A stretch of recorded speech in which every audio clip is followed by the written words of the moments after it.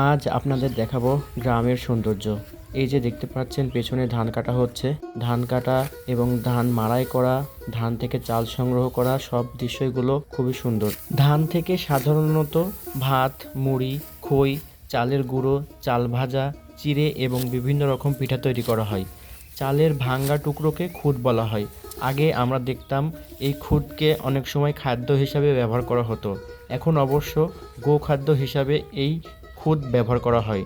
আজকাল ধানের খোসা বা তুষ থেকে উন্নত মানের তেল তৈরি করাও হচ্ছে। আলহামদুলিল্লাহ, দেখতে পাচ্ছেন ধান অনেক সুন্দর হয়েছে, খুবই সুন্দর। আপনাদের কাছ থেকে দেখাচ্ছি।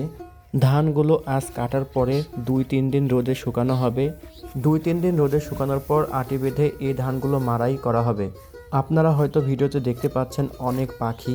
এই পাখিগুলো ধান খেতে এসেছে। পাখিগুলো কিচিরমিচির শব্দ করছে, যা শুনতে খুবই ভালো লাগছে।